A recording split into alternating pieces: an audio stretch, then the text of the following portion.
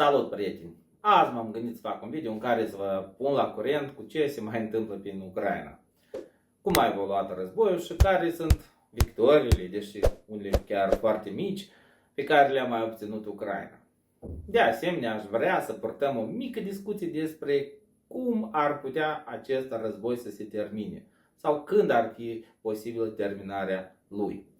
Pentru că, probabil, după cum ați văzut, deși nu se află pe teritoriul nostru, el are o influență directă asupra economiei, asupra societății și chiar asupra alegerilor din țara noastră.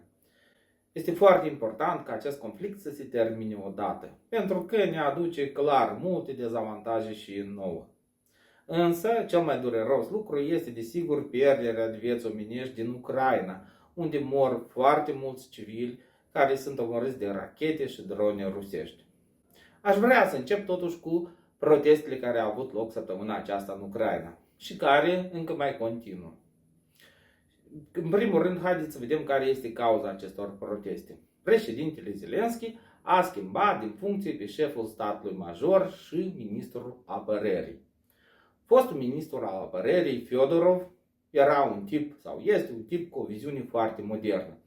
Aș putea spune un artist care pune accent pe dezvoltarea industriei de producție a dronelor și nu numai. În general, el miza foarte mult pe noile tehnologii și considera că acestea pot aduce victoria Ucrainei. Pe de cealaltă parte, fostul comandant generalul Sârski este de origine rusă. S-a născut în Rusia, iar apoi s-a mutat în Ucraina, unde a evoluat până a ajuns în funcția de șef al statului major. De fapt, între aceste două persoane a apărut un conflict pe care președintele a încercat să-l medieze. În cele din urmă nu a reușit și a decis, desigur influențat și de proteste masive din stradă, să îl schimbe și pe șeful statului major. Acum, nou ministru al apărării este un fost comandant a unei unități din serviciile speciale ucrainene, responsabil pentru loviturile în adâncime pe teritoriul Federației Ruse.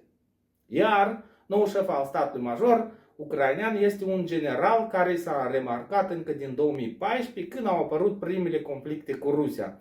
În faza incipientă a acestui război, după ce a fost anexată Crimea, existau tensiuni în Mariupol. Batalionul de blindate pe care îl conducea a reușit atunci să treacă prin baricadele construite de separatiști proruși și să elibereze ostatici dintr-o clădire administrativă. Dar despre asta poate vom vorbi într-un alt video separat, pe care îl voi face mai târziu. Haideți să vedem de ce au apărut aceste tensiuni între ministrul apărării pe de o parte și șeful statului major, generalul Sârski, pe de cealaltă parte. În primul rând este vorba de diferența de viziune. Fyodorov vede lucrurile prin prisma noilor tehnologii, adică fostul ministru al apărării. El considera că acestea pot aduce victoria Ucrainei, referindu-se la un război al dronelor, drone cu inteligență artificială, drone purtătoare de alte drone și diferite alte inovații tehnologice de pe câmpul de luptă. Fie drone terestre, aeriene sau chiar drone maritime.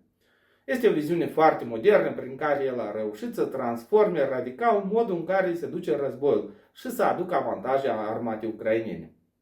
Pe de altă parte, Sârski este format în școala militară sovietică, absolvind Academia de la Moscova, după care a fost repartizat în Ucraina și pentru el, după cum am spus, este importantă viziunea clasică asupra războiului, similară cu cea din al doilea război mondial, în care tancurile și artileria au rol primordial. Nu îi putem reproșa totuși că nu ar fi fost un vizionar, pentru că el a fost de fapt cel care a creat forțele responsabile pentru războiul cu drone ca unitate de luptă separată. Vedem totuși acum cum s-a schimbat războiul din Ucraina începând cu anul 2022. Ascultam recent un fost ofițer ucrainean care a luptat în 2022. El și-a exprimat părerea că dacă ar merge acum pe front, nu ar mai înțelege deloc ce se întâmplă acolo. Războiul s-a schimbat atât de radical încât este practic de nerecunoscut. Dacă în 2022 lupta era similară cu războaiele clasice din secolul 20, ca de exemplu să luăm Afganistanul sau Irakul, cu coloane de tancuri protejate de aviație și suport puternic din partea artileriei, În prezent, războiul s-a transformat într-unul al dronelor.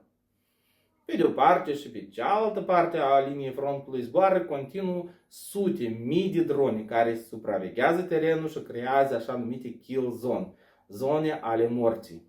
Orice soldat inamic care ajunge într-o astfel de zonă este imediat atacat de 10, 15 sau chiar 20 de drone. Vă imaginați numărul foarte mare de drone care planează acolo în aer. De multe ori aceste drone au deja integrată inteligența artificială chiar, ceea ce reprezintă clar un proces tehnologic uriaș față de 2022. Iar tancurile, vehiculele blindate, artileria sunt folosite din ce în ce mai puțin. Dacă în 2022 artileria cauza peste 70% din pierderi, în prezent procentul a scăzut sub 20%. Peste 50% din pierderi sunt provocate direct de drone, în special de cele de tip FPV. Drone care permit operatorului să vadă totul în timp real. Practic, operatorul are niște ochelari și vede imaginea de pe dronă proiectată la el pe ochelari.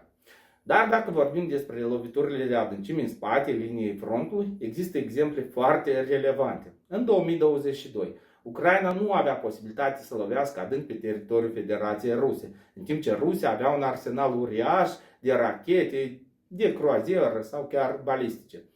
În prezent, însă, putem vorbi despre o anumită paritate.